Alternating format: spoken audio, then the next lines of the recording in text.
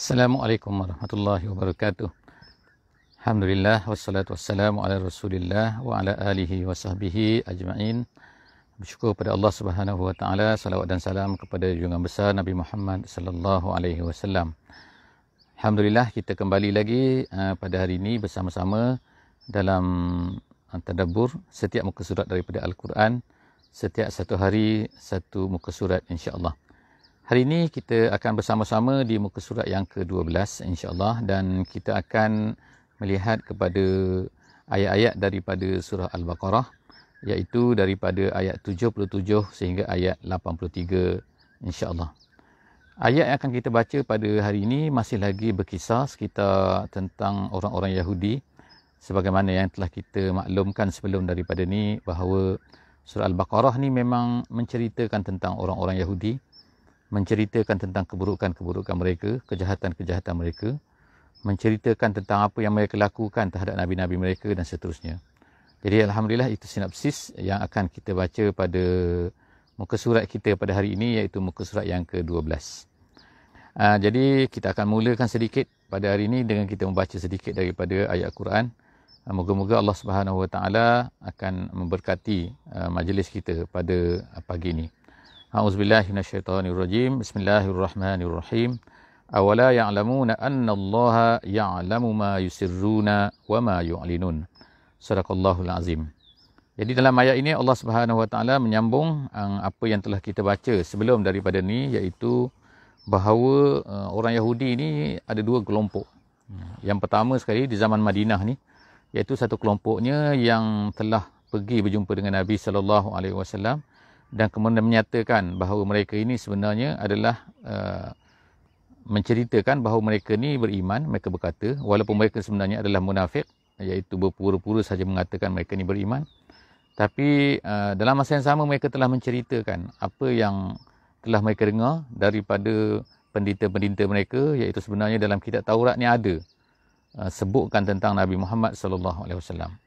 Jadi bila mereka ni kembali semula kepada pendeta-pendeta mereka ni marahlah kepada mereka. Kenapa kau ceritakan kepada Muhammad, kepada orang Islam tentang perkara-perkara tu?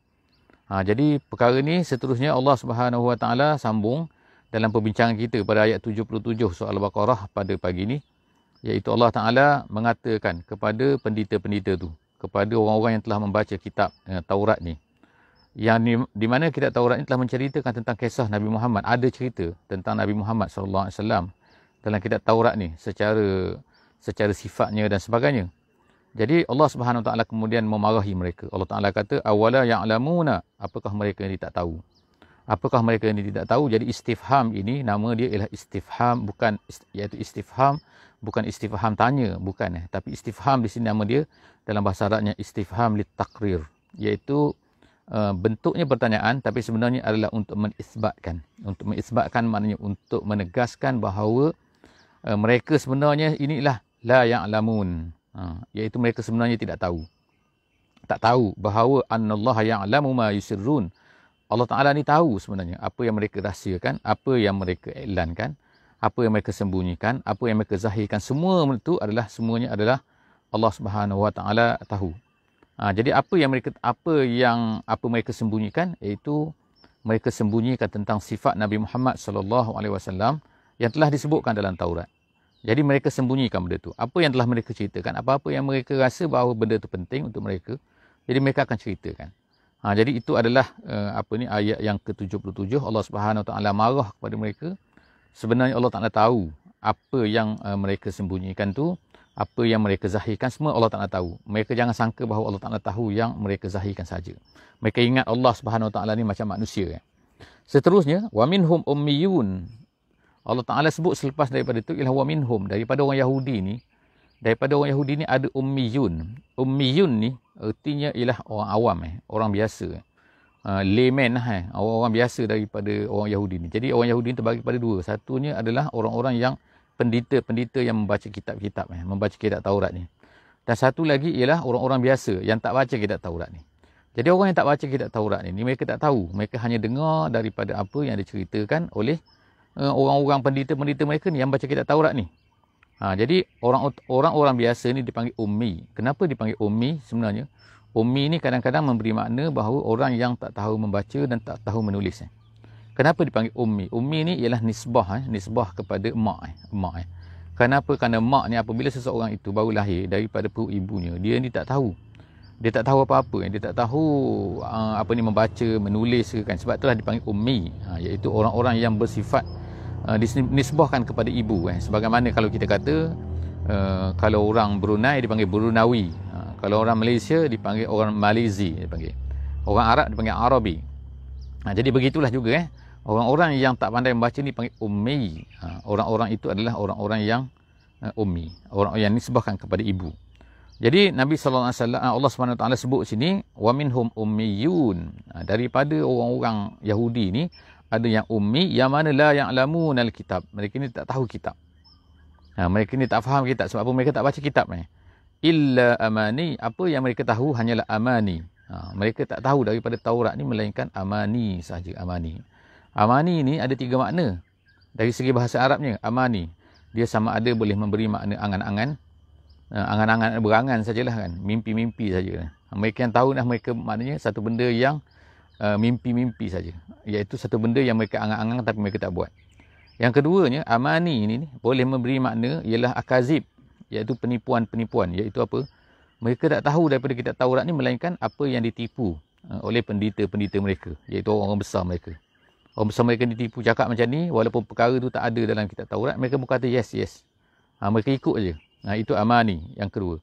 Yang ketiga, amani ni ialah, amani juga boleh memberi makna, iaitu apabila seseorang itu membaca satu perkara tetapi dia tak melaksanakan apa yang ada dalam kitab tu, apa yang mereka baca tu. Itu pun boleh memberi amani. Jadi ketiga-tiga sifat ni kata Syekh Said Tantawi, dia kata walaupun ahli tafsir berbeza pendapat, ada yang mengambil pendapat yang pertama, pendapat yang kedua, pendapat yang ketiga dan sebagainya. Kata Syekh Tantawi, sebenarnya dia kata orang Yahudi ni ketiga-tiga perkara tersebut ada pada orang Yahudi ni. Maknanya kita boleh pakai makna yang pertama, makna yang kedua, makna yang ketiga bagi orang Yahudi. Orang Yahudi ni, mereka ni angan-angan semua kan. Angan-angan nak masuk syurga lah, angan-angan macam-macam angan-angan mereka. Yang keduanya, mereka ni lah penipu, ditipu oleh pendeta-pendeta mereka. Orang-orang biasa mereka ni ditipu oleh pendeta mereka. Dan yang ketiganya ialah mereka ni hanya membaca saja. Membaca saja kitab Taurat, kita tengok kan. Maknanya dalam gambar-gambar kan, dalam YouTube dan sebagainya, kita tengok mereka ni membaca. Tapi mereka ni tak faham dan tak melaksana pun apa yang ada dalam Taurat mereka tu. Jadi itu adalah amani. Jadi Allah SWT sebut sini wa minhum ummiyun, daripada kalangan mereka ni orang-orang yang hanya orang biasa yang tak tahu apa-apa, melainkan amani wa in hum illa yazunnun. Wa in tu tidak maknanya. Tidaklah mereka ini melainkan yazunnun. Yazunnun ialah menyangka. Jadi makna tanpa mempunyai ilmu yang betul-betul ilmu. Ilmu mereka ni hanyalah yazunnun. Zon di sini bukanlah zon. Sebagaimana kalau orang belajar ilmu bahasa Arabnya, zon ni adalah satu tingkat. Dia ada paling bawah sekali ialah jahlun. Paling atas sekali ialah yakin. Yakinun. Yang paling bawah ni ialah jahlun. Jadi jahlun, kemudian dia naik sikit nama dia al-wahmu. Kemudian al-wahmu bila sampai 50% dia nama dia asyakku. Bila dia naik lagi nama dia az-zonnu. Kemudian naik dekat dengan yakin nama dia ghalabatuz zon. Bila sampai kepada 100% nama dia ialah al-yakin. Jadi Allah Subhanahu Wa Taala biasanya menggunakan perkataan zon sini, bukan makna zon tu ialah zon tu 80%, 70%, bukan. Tapi zon dalam Quran ialah memberi makna al-wahmu. Al-wahmu maknanya ialah tak sampai 50% kepercayaan mereka tu. Jadi apa yang mereka tahu tu, apa mereka anggap tu sebenarnya semua tu adalah al-wahmu sahaja, iaitu tak sampai 50% pun. Jadi daripada yang betul lah. Fawailul lillazina yaktubunal kitaba bi aydihim. Allah Taala seterusnya ialah menyebutkan kecelakaan yang besar lah.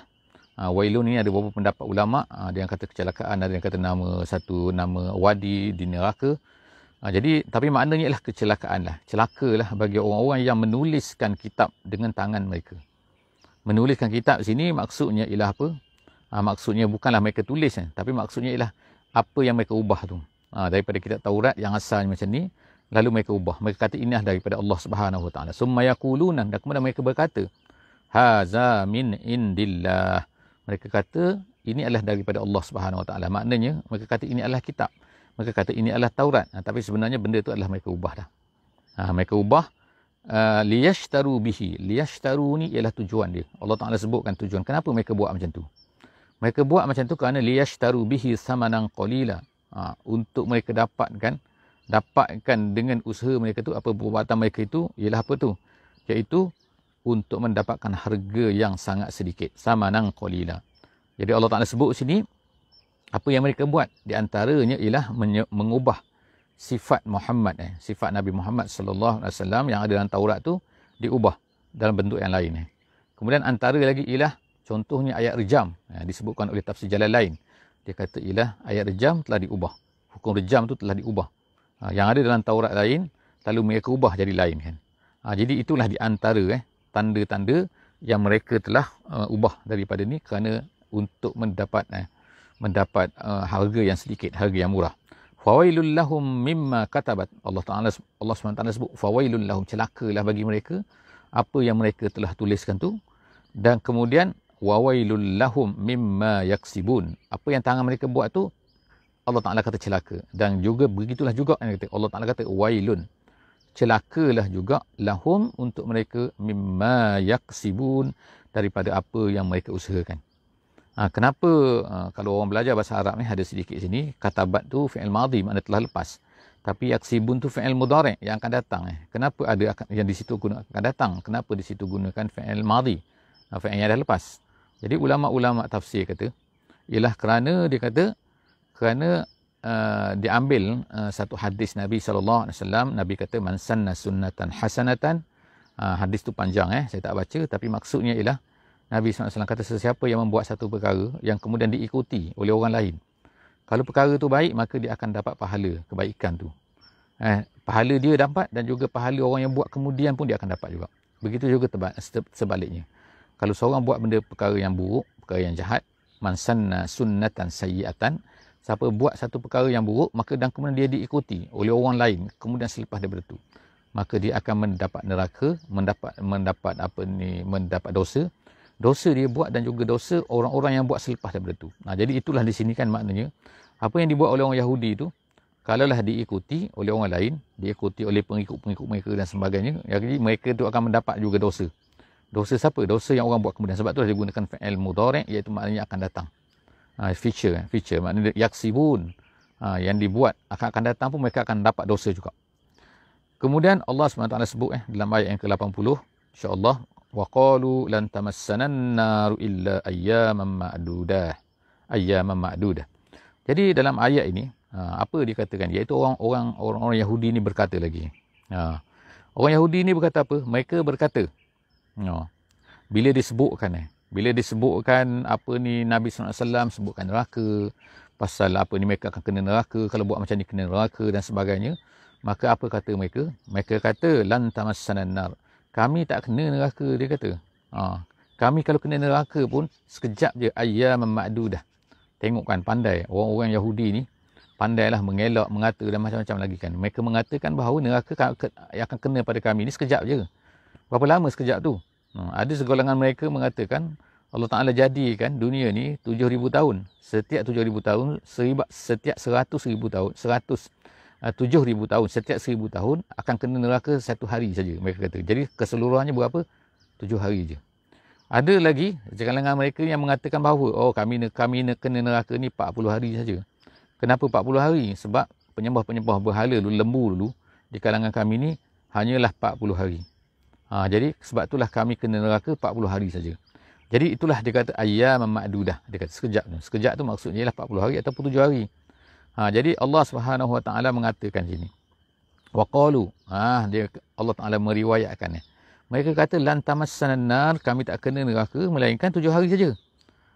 Kul, katakan, attakhaztum indallahi ahda. Jadi Allah Subhanahu Wa Taala beritahu kepada Nabi kita sallallahu alaihi wasallam, kepada kita semualah juga, iaitu katakan kepada mereka orang Yahudi ni, adakah kamu ni mengambil janji daripada Allah Subhanahu Wa Taala sehingga kamu boleh kata bahawa kamu ni kena neraka sekejap saja? Attakhaztum, asalnya akhaza kemudian ittakhaza. Dalam bahasa Arab, jadi bila akhaza tu maknanya mengambil, tapi ittakhaza tu mengambil dengan sungguh-sungguh. Maknanya ada benar-benar Allah Ta'ala suruh tanya kepada orang Yahudi ni, betul ke kamu ni ada ambil janji ke dengan Allah sehingga bila kamu ambil janji dengan Allah bahawa Allah Ta'ala ni tak akan seksa kamu, maka Allah Ta'ala akan tunaikanlah janji dia tu. Ada ke macam tu? Ini soalan je. Tapi sebenarnya tidak ada. Sebenarnya tidak ada. Sebab apa? Istifham di situ, takhaztum situ. At-takhaztum situ artinya ialah istifham, nama dia istifham ingkari nama dia. Dalam bahasa Arab bukan istifham maknanya tanya, bukan. Bukan suruh tanya, tapi istifham ingkari, iaitu artinya ialah tidak. Tu bohong mereka tu. Mereka mengatakan tak ada. Benda tu tak ada berlaku pun. Mereka ni menipu je kan. Jadi mereka ni menipu saja. Falan yukhlifallahu ahdah. Falan yukhlifallahu ahdah, maka dengan janji itu maka Allah Taala tak akan menyeksa mereka lah. Am taquluna 'ala Allahi ma la ta'lamun.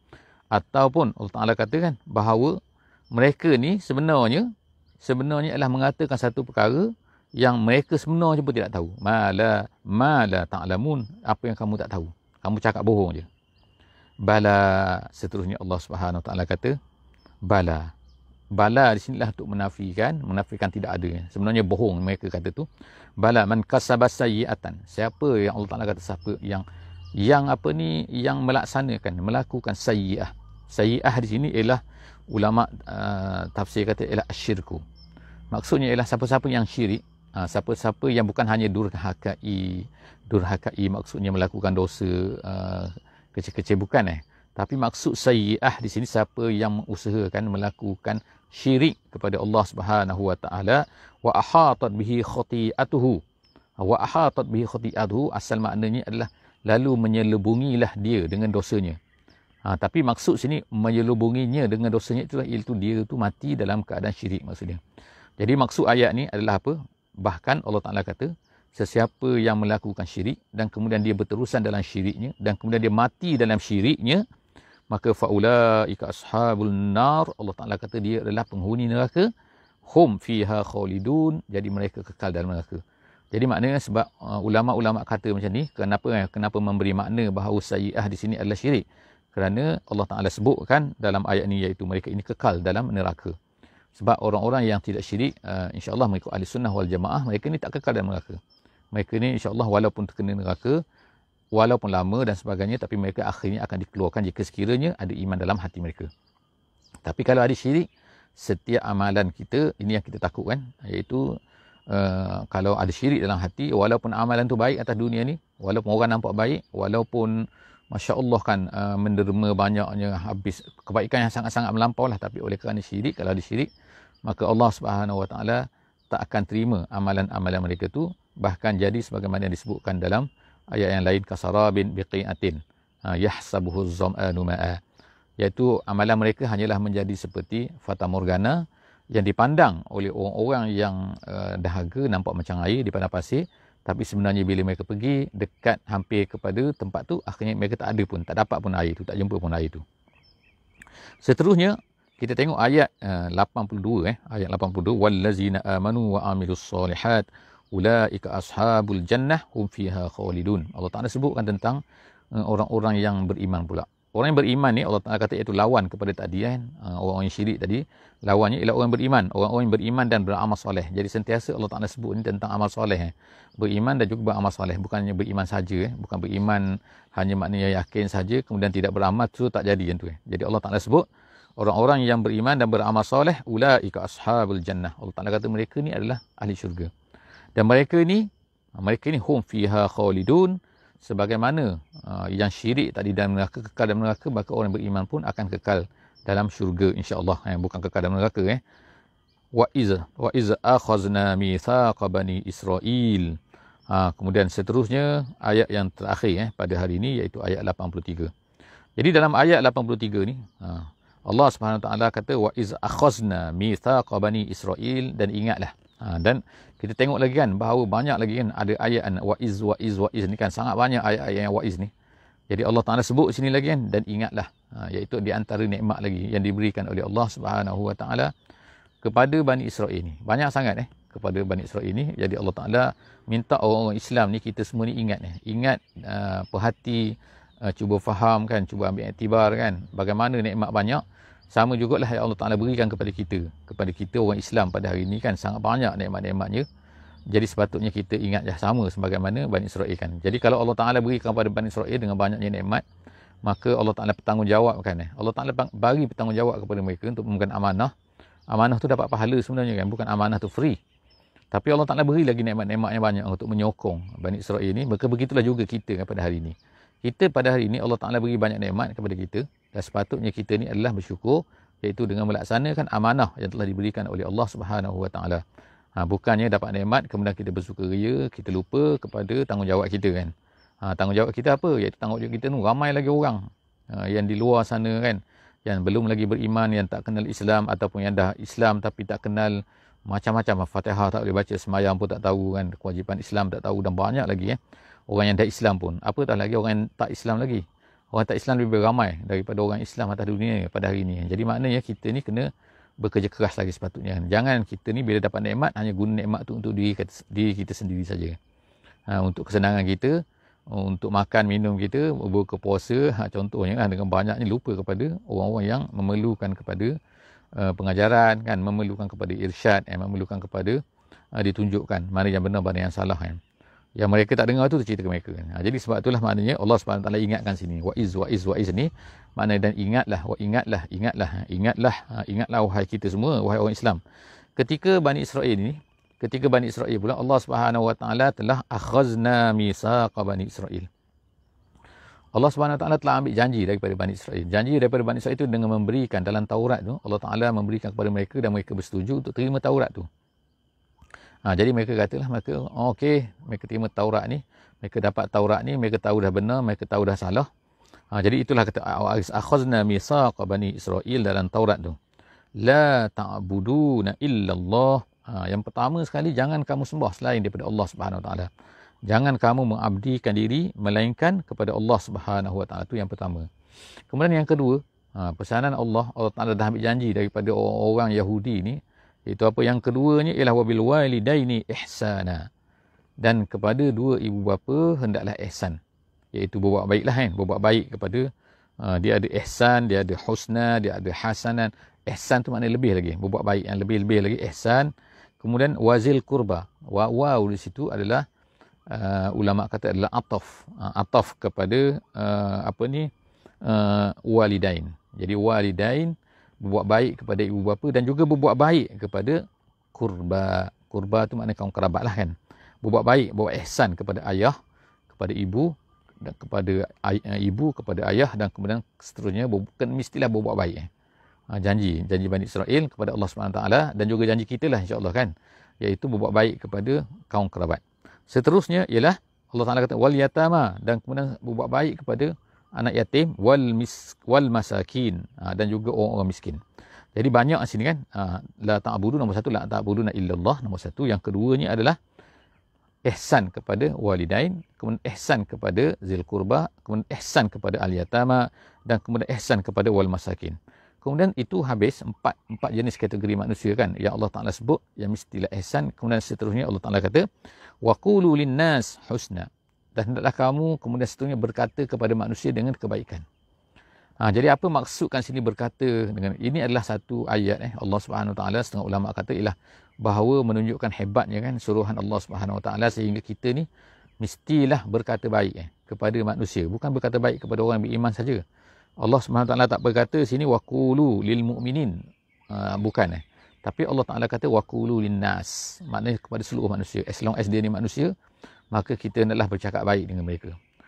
Jadi berkata apa? Waqulu, berkatalah husna.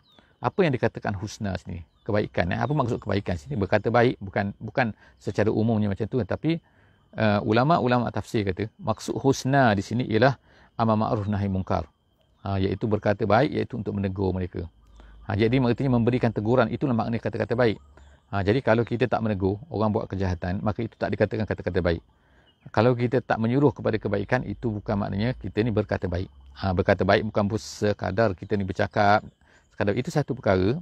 Tetapi di antara lagi yang ulama sebut ialah seperti dalam tafsir jalan lain ialah iaitu amar ma'ruf nahi munkar, itu adalah kata-kata baik yang sepatutnya kita katakan. Kemudian yang kedua lagi ialah berkata benar. Mengata yang benar saja, yang berbohong tak boleh katakan. Kemudian seterusnya lagi, macam-macam lagi ulama-ulama tafsir sebutkan tentang maksud husna di sini. Ada bacaannya ialah hasanan. Ada yang baca macam tu. Ada qiraat dia ialah wa qulu linnas hasanan. Ada juga macam tu. Itu adalah qiraat yang kita sebutkan saja. Sebagai maknanya kalau kita dengar ada orang baca macam tu, so kita jangan rasa pelik lah. Okay. Seterusnya wa aqimus solah, dan kemudian dirikanlah solat, wa atuz zakah, dan tunaikanlah zakat. Bayarlah zakat, berikanlah zakat. Kemudian mereka pun kata apa? Dalam tafsir kata selepas daripada wa atuz zakah tu, selepas daripada itu adalah janji mereka kepada Allah Subhanahu Wa Taala untuk mereka tepati, untuk mereka laksanakan. Jadi mereka pun terima. Mereka pun qabilu. Mereka pun terimalah. Qabilu tu makna terima. Mereka terimalah apa ni? Terimalah yang telah diamanahkan oleh Allah Subhanahu Wa Taala tu. Selepas daripada tu, selepas mereka qabilu tu apa? Summa tawallaitum. Tapi tiba-tiba mereka ni lari pula. Mereka ni berpaling. Mereka ni tak menunaikan pula amanah yang telah mereka janjikan. Asalnya janji elok-elok lah. Tiba-tiba mereka ni lari pula dah. Tak nak terima pula, tak nak terima kan. Bila dah lama sikit masa dah, ataupun paling saja daripada Nabi Musa dah, mereka ni pun tak melaksanakan, tak menunaikan janji mereka. Sebab tu Allah Ta'ala kata, summa tawallaitum. Kamu ni tak menunaikan janji. Janji apa? Janji yang tadi tu. Ya Allah, kamu janji nak beribadah hanya kepada Allah Ta'ala saja. Kamu naklah berkata baik kepada manusia. Kamu naklah buat baik kepada ibu bapa dan seterusnya tu. Illa qalilam minkum. Allah Ta'ala kata sedikit saja. Sebahagian saja daripada mereka ni yang apa? Yang qalilam, yang tidak berpaling. Jadi artinya kalau kita tengoklah cerita apa ni, kisah Talut dan juga kisah Jalut dalam surah Al-Baqarah, kita akan tengok depan nanti kan ada kisah Jalut, kisah Talut ni, iaitu kebanyakan daripada Bani Israel ni dah tak nak ikut tak ikut arahan yang diberikan oleh Talut. Walaupun mereka sebenarnya yang minta sangat kepada Allah supaya kirimkan seorang ketua dan sebagainya. Tapi bila Allah Ta'ala kirimkan mereka seorang ketua, mereka tiba-tiba tak nak ikut. Kerana mereka kata Talut lah macam ni lah. Kemudian tu bila sampai kepada air, mereka ni buat macam ni lah. Bila mereka tengok pula tentera Jalut yang besar tu, tentera Talut dan Jalut ni kan ada dalam cerita lah kan. Kalau dalam Bible pun, dalam orang Kristian pun ada. Iaitu nama dia David and Goliath. Itu Goliath tu maknanya Jalut lah tu. Jalut dalam bahasa Arab ni Jalut ni. Jadi mereka ni kan, akhirnya kebanyakan daripada mereka ni lari, tak tunaikan janji dia, mana tak ikut apa yang mereka janjikan kepada Nabi Musa AS. Selepas daripada itu apa yang terjadi? Allah Ta'ala kata, wa antum mu'ridun, dan mereka tu berpaling lari. Berpaling lari daripada apa yang telah mereka janjikan. Selepas daripada itu, insya-Allah Allah Ta'ala akan ceritakan lagi apakah dia, banyak lagi, beberapa perkara lagi yang kita sebut hari itu ada 17 yang Allah Ta'ala beri nikmat kepada Bani Israel tapi mereka tak tunaikan. Jadi insya-Allah setakat itu saja untuk hari ini. Jangan lupa insya-Allah untuk share.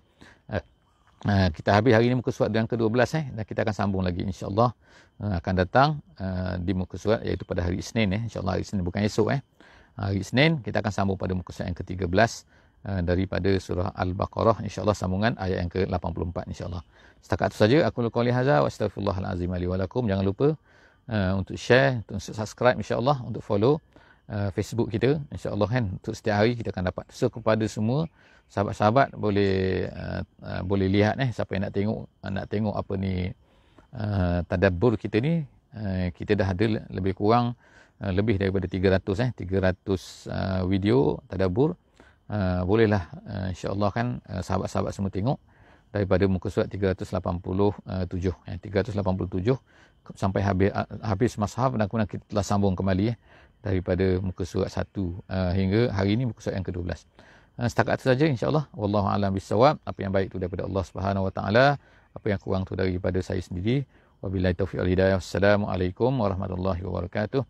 Bismillahirrahmanirrahim. Wal 'asri innal insana lafi khusr illa allazina amanu wa 'amilus solihat wa tawasaw bil haqqi wa tawasaw bis sabr.